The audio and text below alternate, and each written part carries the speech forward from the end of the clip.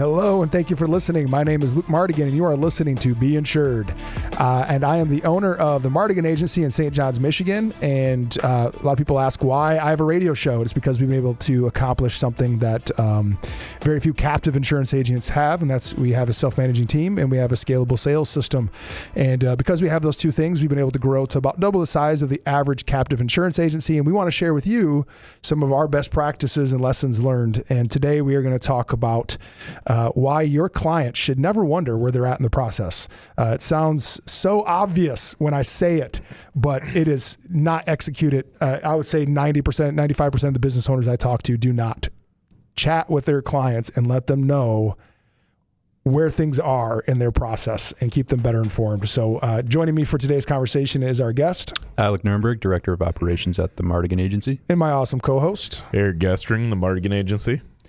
So Luke, why do business owners fail to keep their clients informed on where they're at in their process? I think it's because most business owners are practitioners and they're not business owners. Ooh, yeah, that's fair. It's worked. Or they don't have a process. Yeah, it's right. just not a consideration. Whatever's happens worked, right? Yeah. So every business starts out in the entre experiment phase, right? I have the 6 steps of agency growth. I think most businesses have this entre experiment. It's just like, is it going to work? So, you're a heating and cooling guy and you work for a heating and cooling company. And one day you say, screw my boss. He's a jerk. I'm sick of doing what he tells me to do. I'm going to go start my own shop and start working on the side. And so you quit your job and you post on Facebook, hey, I'm now starting my own, ABC heating and cooling. If you need any work on your furnace or air conditioner, let me know. And then you just hope that the phone rings. And when it does, you just show up and you just do your job. And so you're so happy to have the work that you just want to do a good job. So one of two things happens in this entre experiment phase, and I'm sure a lot of our listeners can relate to this. Either you go way over the top with your explaining your process. Like your communication is like, because you don't have any other work to do. Right. So you don't have anything else to do. So you sit there and you spend a half an hour explaining to them how their furnace is going to do X, Y, Z or whatever. Or the other one is you're so busy that you become more successful than you anticipate, quicker than you anticipate, and you literally just bail on all communication other than scheduling things and letting them know that it's done and collecting a check. Like those are the two, that's where everybody kind of falls in the beginning of their career. Unfortunately, the next stage when they begin to scale up or they begin to hire is really the next phase is when they start hiring people so they can scale. All those bad habits from either over communicating or under communicating follow them. Yeah. And it just continues into the organization. And that's how their first employee learns. And that's how their second employee learns. And next thing you know, they have a team of 10, 20, 30 people and they all suck at communicating because they're either spending way too long on the job and you're losing a ton of money because you're talking about their 12 cats or whatever they want to tell you about and you become their best friend, or you don't communicate at all and you're so achievement just getting the task done that you don't communicate at all. And that's why most businesses stink at explaining to their clients where they're at in the process. It's interesting because what was it the other day? Was it yesterday? We were discussing statistics on the ratings retention rates. Yeah, retention rates of other insurance companies, big companies like Progressive, the ones that we kind of laugh off because I feel like their intentionalness of being transactional relationship. Yeah, and it's not relational in our opinion, but it makes me think about how they're divorced from the end result, right? Like whether your claim is paid or not is really not their. And you're care. You're just doing it yourself, but maybe it's because the clients are clicking and making all these choices themselves that they feel like that. They're part of the process. That they're more part of the process than me telling them, hey, this is why we do this. This is why I mean, if you think about it, what do you think it is that makes it why people are drawn to that? Well, so, I think that comes down to, and this is the number one thing. If there's one takeaway you can take away from today's show, it's this. People want to be a part of your process. And that ultimately leads to stickier clients who have a stronger emotional bond with you. If you're just really good at what you do, that's one thing. When you involve that person, if your mechanic grabs you and goes, hey, come check this out. I want to show you something on your car. And brings you out into a shop and there's the zzz and then all the noise in the background of banging and everything.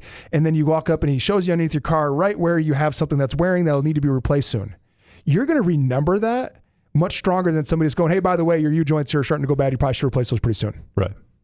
I don't know what a U-joint is. What are you talking about? That's how your average consumer would feel. But when you walk them out there and they get to experience the shop and see firsthand exactly what you're talking about, they go, oh, okay. So how long do I have? Right. I don't know, 10 or 20,000 miles. I'd probably get it repaired sooner than later. Okay, sounds good. Could you write up an estimate for that?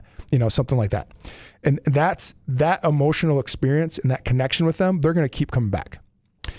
Right. And that's literally what, my Chevy dealership does for me with my car. They hey, come out here and check this out. Like, we check this, and this. Dude, you don't have anything wrong.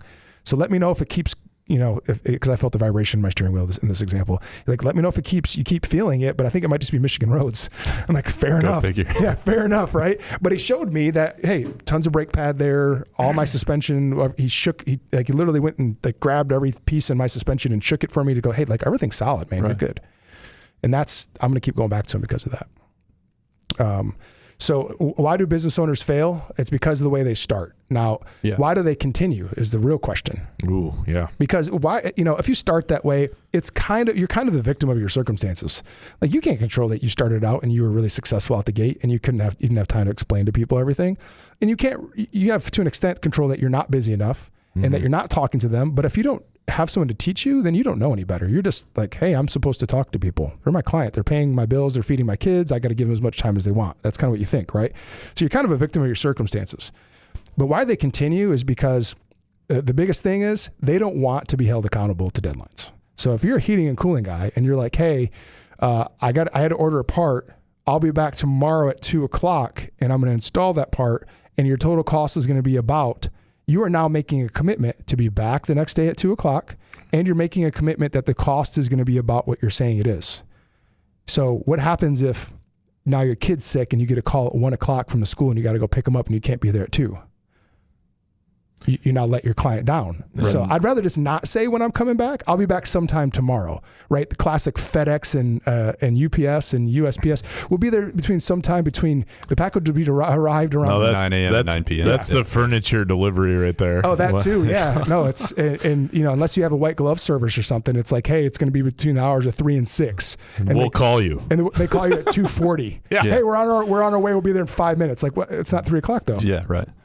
I definitely agree with that. I think it also could have, from day, I think if you're starting your own shop or your own business, you have to understand responsible growth before day one of operations.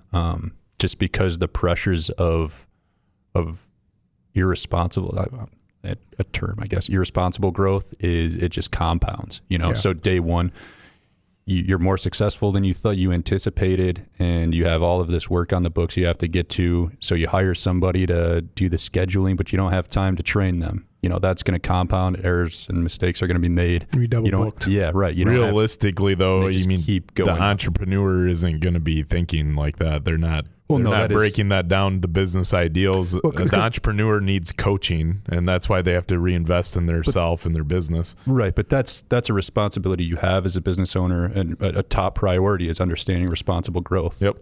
Growing too fast is a problem, and people don't recognize that. But again, most business owners, entrepreneurs start as practitioners, not as business owners. Agreed. And so you become self-employed, and a self-employed person is not the same as a business owner. Yes. Right? Self-employed, you're still trading time for money. Yep. Business owner, you're trading other people's time for money. Right. And that's much more scalable because now you can replicate yourself and it can grow as big as you want it to versus you have a set amount of hours that you can work in a week. And even if you're willing to work 100 hours a week, it's not sustainable. That's why it's important to have a team that can all communicate and talk about the problems they're having to create systems and processes to make inefficiencies go away, make it so that the consumer, the client is getting the best possible service and understands the process the best they can. Yep.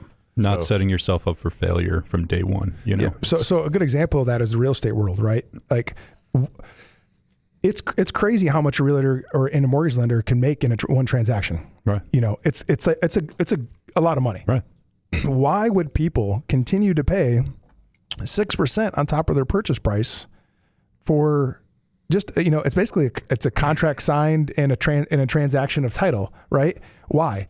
Because the process is really involved. There are so many moving pieces and so many dynamic parts that could just go sideways at any minute. You need somebody to guide you through that. Mm-hmm. Well, realtors are the perfect example of just really poor communication across the industry. That's why a lot of people feel like they're unnecessary or they're a waste of money, because smoke and mirrors. Because their agent, all he did was sign the offer and show up to the closing and collect his, $5,000, $10,000, $15,000 check. And they're like, why are you making $5,000? Like, I don't make that in a month. And you just made it, and you spent 5 minutes on, Yeah, I've seen you once this entire time. And you got the lender literally herding cats the whole entire time. Yeah. And then the insurance agent trying to get in par with the realtor, the client, and the lender, and they're making the least amount of money on the whole process. And that's just like scratching the surface for them, right? So if you're a realtor and the title of the show is why you should, over communicate with your clients, why your clients should never wonder where they're at in the process.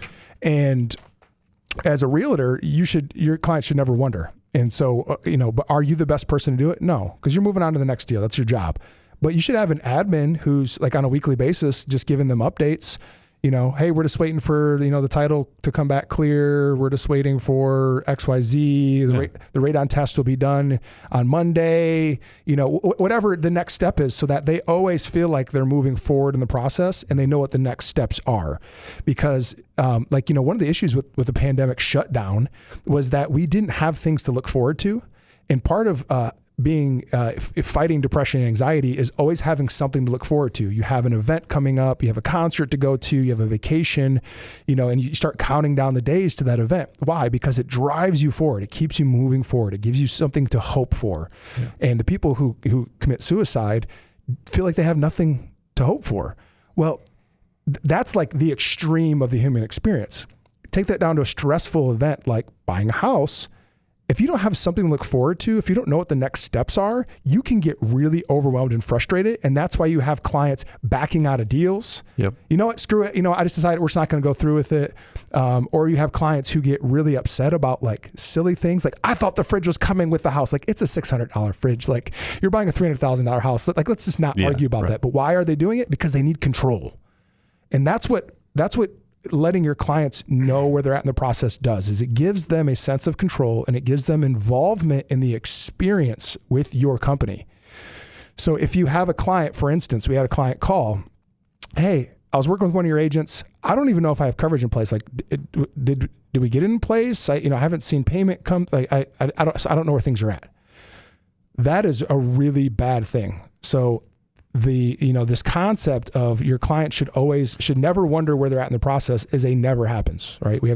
This year we have a theme, no brainers and never happens. This is a never happen. Your client should never wonder where they're at in the process. For insurance, when that policy is bound, there should automatically be some type of communication that goes immediately to that client that says, hey, everything's bound, you're all set. And here's some type of evidence of insurance, right? Like a certificate of insurance for their auto, or evidence insurance for a home, or certificate of insurance for a commercial account. But they should never wonder where they're at in the process. Right. Mm-hmm. And particularly once they buy from you, they should never wonder when the deliverable is going to happen, right? In my consulting world, that's every conversation that we have with clients in the agency, and this is what I teach in the consulting world, is you always leave with who is going to do what and when it's going to be done by. And you should always give 1 or 2 tasks to your client. Always.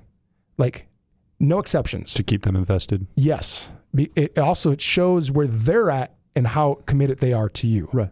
Because if it's something simple like, hey, you just got to, shoot an email to your HR and ask them if you have a QHC. This is a new thing the state of Michigan came up with, with the law last year. They made it more complicated, of course, because insurance wasn't complicated enough to begin with. Qualified health plan. Just say, hey, do I have a qualified health plan for my auto insurance? Right? It's a 30-second email.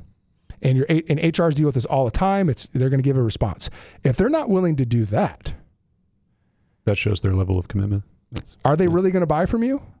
And if they are they going to meet the expectations that you set for them?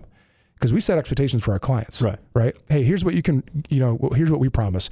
When you call us, someone's going to be there. You're going to get a real human. If you have a claim, if you have a coverage concern, here's my direct cell phone. You can call me. I'll answer those questions. But if it's just changing a red car to blue car, or you just need some paperwork, or you have a billing question, call the office. They are best suited to handle that. Yep. So, and also give us some time to fix these things, because it may be new to us. Your problem may be unique, and it might take us a day to fix it. So I ask that you call me for coverage and claims questions. You call the office for billing and any other servicing, because they're going to be the best ones to do that, and that you give us some time to fix it. That we are going to always fix it and do what we can to help you, but we might need some time. So is that work for you? And they say yes. That's because they need to be involved in the process. They need that level of commitment to you, even if you feel like you're just barely begging them for the business to begin with. Right. So thank you so much for joining us on today's show. Make sure to connect with us at The Mardigan Agency on Facebook and Instagram. That's MARDIGIAN. Thanks, and we'll see you next time on Be Insured.